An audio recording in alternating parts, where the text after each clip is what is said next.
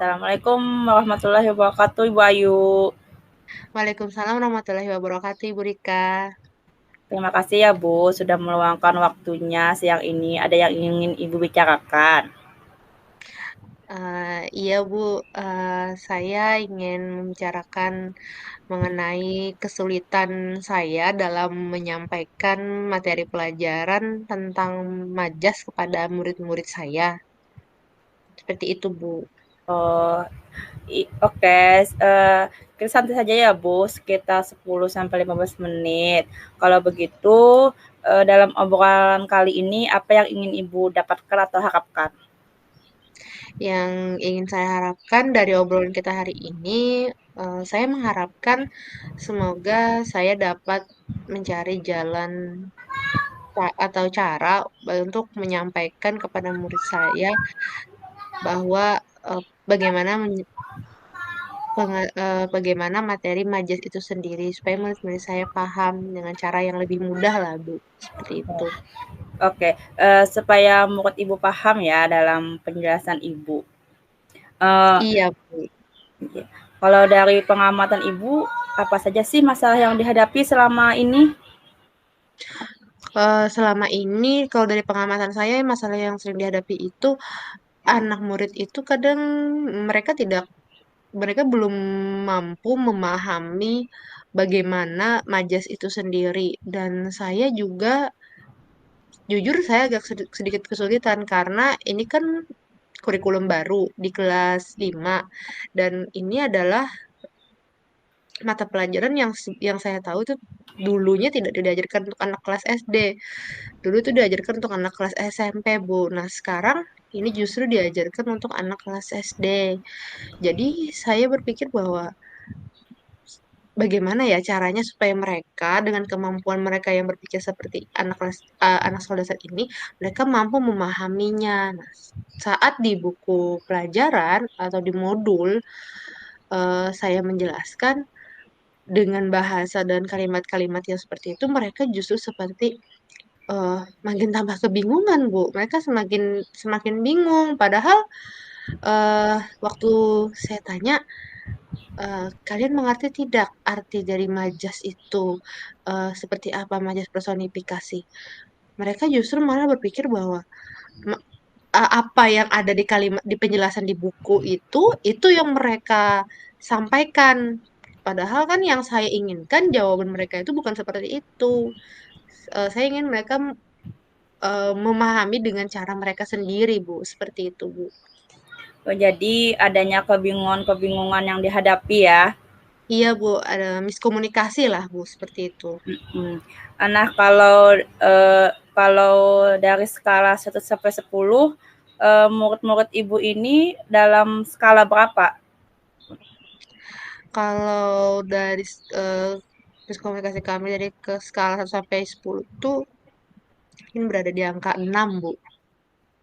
Hmm, posisinya ada di angka 6 ya. Menurut Ibu Iya, Bu. apa sih kendalanya sehingga ada di angka 6 tersebut? Kendala yang pertama mungkin Kak, kenapa jadi berada di posisi ke-6, karena yang pertama, mereka itu tidak mereka itu tidak mau mengatakan kalau mereka tidak memahami materi tersebut. Lalu, yang berikutnya, saya memang merasa dari diri saya juga saya memiliki kekurangan, karena bagaimanapun murid saya semua kan tergantung dari gurunya. Karena saya, eee, mungkin kurang juga saya dari diri sayanya, sehingga dari mereka ketika saya tanyakan, "Apakah kalian sudah mengerti?" Nah, jawaban mereka itu, "Mengerti Bu, paham Bu." Nah, tapi ketika dieksekusi, ternyata hasilnya tetap sama, mereka belum menguasai Bu, seperti itu Bu. Oh, oh banyak juga ya tantangannya. Jadi Ibu ingin di skala berapa ketika sudah melakukan peningkatan pemahaman pada murid-murid Ibu? Saya ingin ketika saya merasa bahwa anak murid saya harus berada di skala ke-9 dalam segi mereka memahami materi tersebut Bu. Jadi apa saja sih yang harus Ibu lakukan untuk mencapai angka 9 tersebut? Yang harus saya lakukan yang pertama adalah saya harus memberikan materi pembelajaran majas tersebut dengan menggunakan berbagai cara, menggunakan berbagai metode, menggunakan strategi, dan menggunakan media untuk mereka mengerjakannya, serta memodifikasi LKPD. Biasanya LKPD yang hanya, mohon maaf di buku LKS ya Bu ya, mohon maaf sebelumnya di buku latihan, bisa saya modifikasi LKPD-nya supaya lebih menarik bagi mereka. Dan saya juga ingin menggunakan beberapa media yang saya ingin membuat media pembelajaran mengenai majas ini karena kebetulan kita belajar tiga majas ya Bu. Jadi tiga majas itu agak sedikit ya tadi seperti saya katakan agak sedikit sulit menyampaikannya ke siswa karena dari sayanya saja saya harus lebih dulu memahaminya. Setelah saya memahami, oh majas ini seperti ini penyampaiannya, maka saya bisa membuat media pembelajaran yang sesuai dengan murid-murid saya, menggunakan strategi pembelajaran, menggunakan metode pembelajaran secara kooperatif dengan strategi kooperatif dan ini bisa menggunakan berbagai macam model pembelajaran agar mereka mampu memahami materi tersebut, Bu. Dari paparan perencanaan Ibu tadi, rencananya murid-murid Ibu akan dilakukan seperti apa nanti eksekusi saat di kelas itu? Supaya lebih Nah, termotivasi. iya, Bu. Nanti saya ingin membuat seperti papan kalimat seperti itu. Jadi ada beberapa kalimat. Kalimat ini mungkin kalimatnya agak sedikit rancu. Nah, nanti anak-anak saya suruh mencari pasangannya supaya kalimat itu menjadi kalimat yang baik. Nah, sebenarnya kalimat itu setelah mereka jadikan, nah kebetulan anak murid saya ini suka sekali Bu, mereka kalau disuruh kayak kalau diminta mereka mengerjakan kayak TTS, nah yang bergaris ke bawah mencari kata-kata itu, nah mereka tuh suka sekali. Jadi nanti saya siapkan kalimat yang rumpang dan mereka tuh harus memperbaiki kalimat rumpang tersebut menjadi sebuah kalimat yang baik, dan kalimat yang benar. Nah, nanti dari kalimat yang benar itu, saya menjelaskan kepada mereka bahwa kalimat yang sudah kalian benarkan itu adalah majas. Nah, nanti mereka juga akan mencari tahu yang mana yang namanya majas personifikasi, mana majas hiperbola, dan yang mana majas metafora. Jadi itu rencana saya nantinya ke depannya, Bu. Berarti perlunya waktu dan persiapan khusus ya untuk membuat media tersebut. Iya, Bu. Jadi nanti saya akan meluangkan waktu untuk membuat media tersebut. Tentunya pembuatan media tersebut sebelum saya melakukan pembelajaran, terutama untuk mata pelajaran bahasa Indonesia, Bu. Jadi ada waktu khusus nanti yang saya sendiri yang menyiapkannya.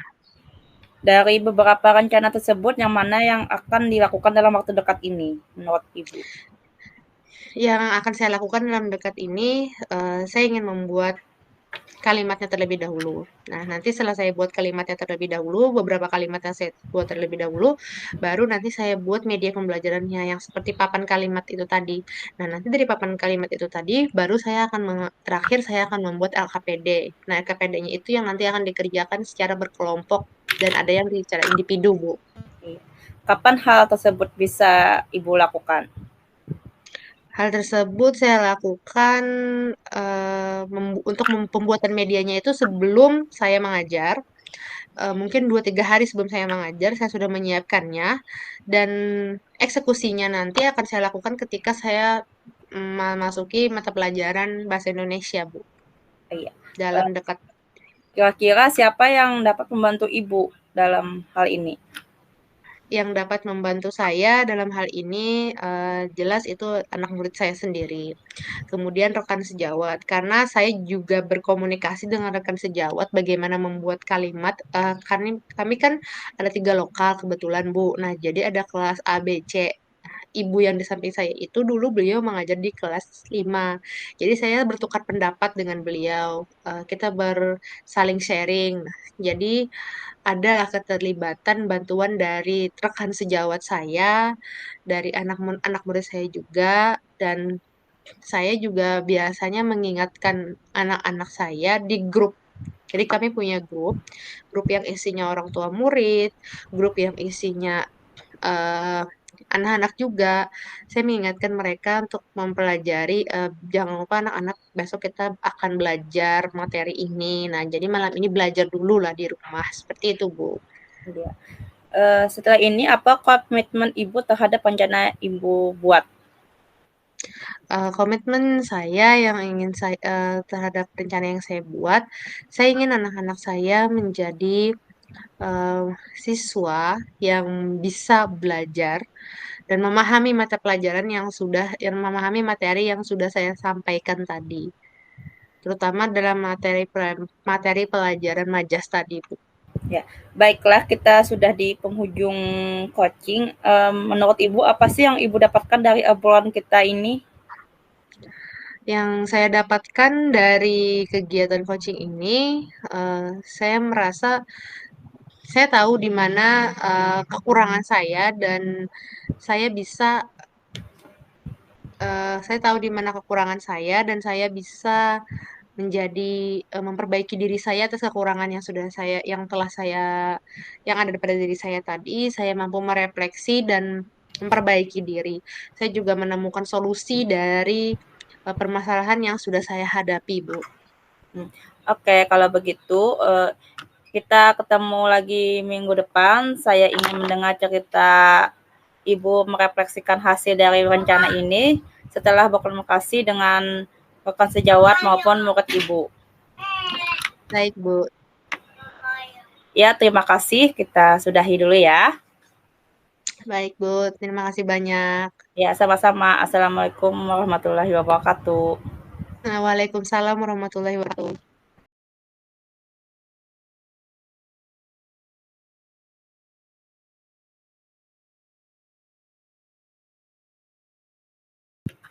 Assalamualaikum warahmatullahi wabarakatuh. Terima kasih Bu Rika sudah meluangkan waktunya siang hari ini. Bagaimana kabarnya Ibu Rika?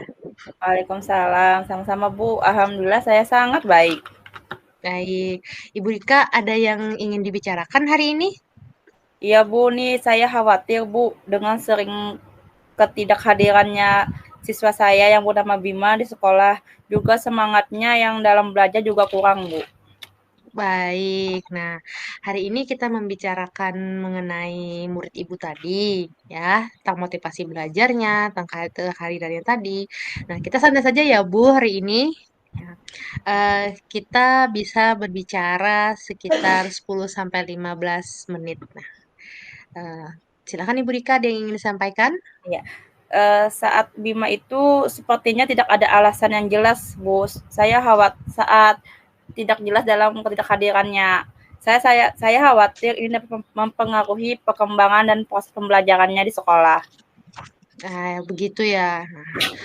Kita ini cuma punya waktu yang pendek. Nah, dalam obrolan kali ini, apa yang ingin Ibu harapkan? Nah, di sini saya ingin membantu Bima hadir secara teratur dan bersemangat ke sekolah. Juga memastikan dia tetap terlibat dalam proses pembelajaran.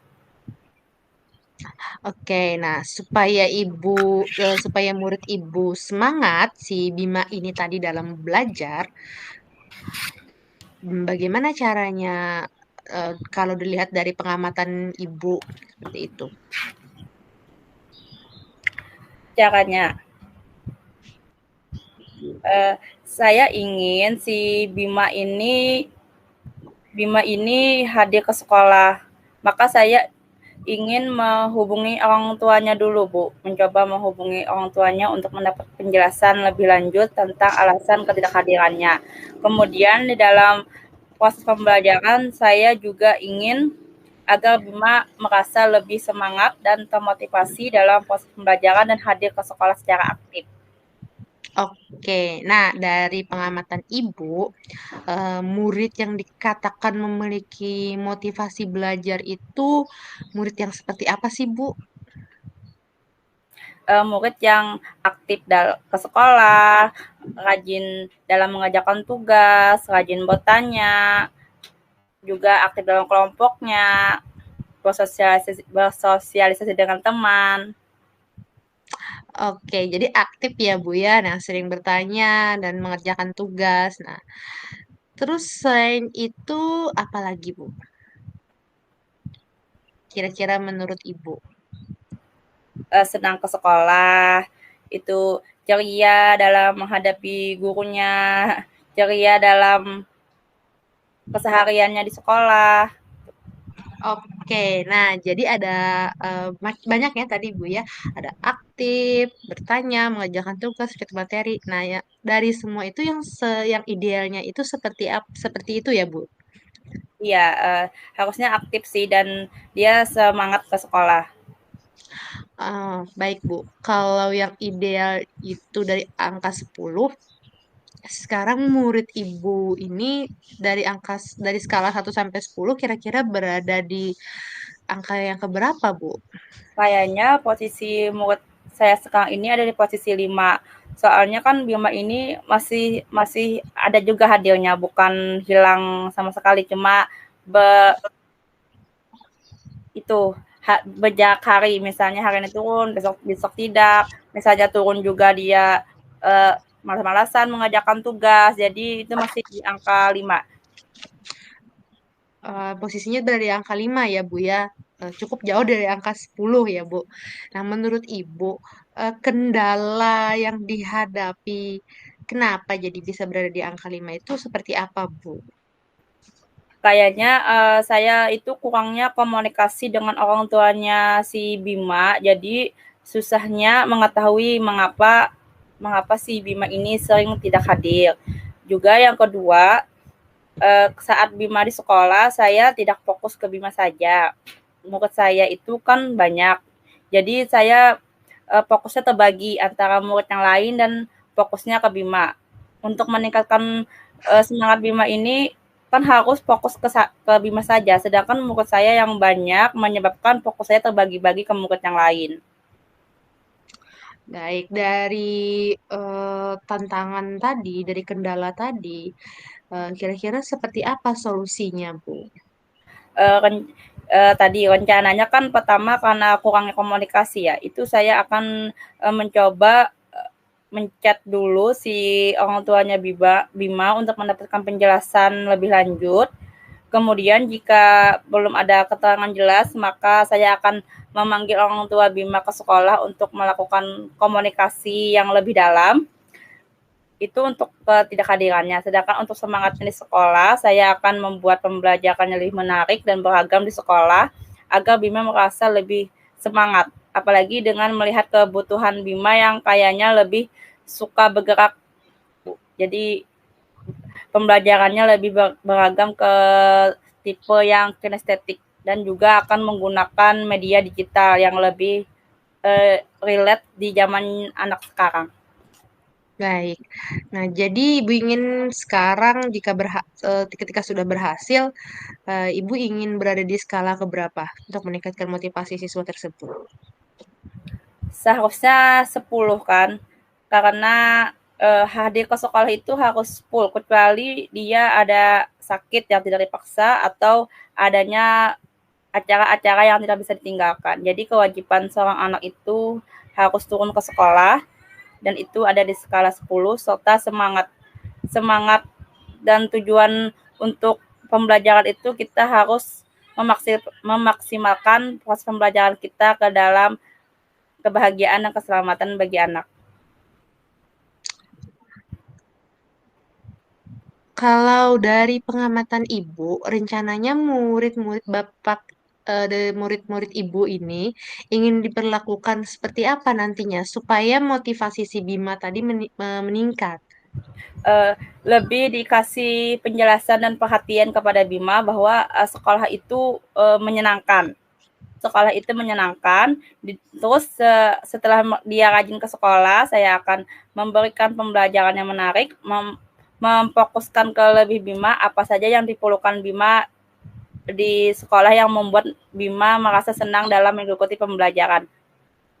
Baik, kapan kira-kira hal tersebut bisa dilakukan, Bu? Untuk yang tadi menghubungi orang tua tadi, secepatnya saya akan lakukan. Misalnya sore ini langsung saya chat.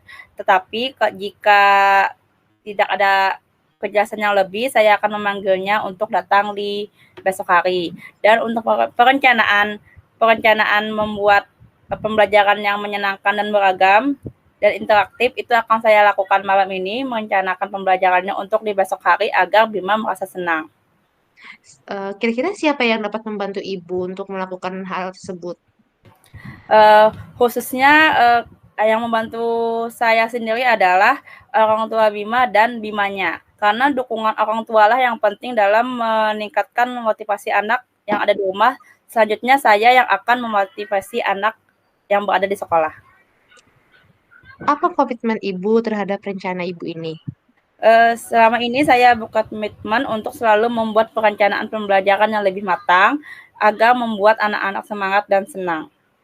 Khususnya untuk Bima yang jarang sekali turun. Baiklah, kita di penghujung kegiatan ya sudah Bu ya. Kira-kira apa yang Ibu dapatkan dari obrolan kita ini? Yang saya dapatkan setelah pembelajaran ini adalah masalah-masalah yang saya temui yang sebelumnya tanpa solusi.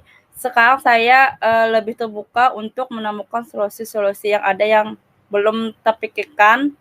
Seperti biasanya, saya akan atau saya memotivasi diri saya sendiri untuk melakukan pembelajaran-pembelajaran yang menyenangkan. Oke, baiklah. Kalau begitu, terima kasih banyak Ibu Rika. Kita bertemu minggu depan lagi ya Ibu Rika. Saya ingin mendengarkan cerita Ibu Rika lagi mengenai murid Ibu tadi. Mudah-mudahan dia bisa memiliki motivasi belajar. Ya, terima kasih ya, Bu. Baik, terima kasih banyak Ibu Rika. Sampai jumpa lagi. Ya. Assalamualaikum.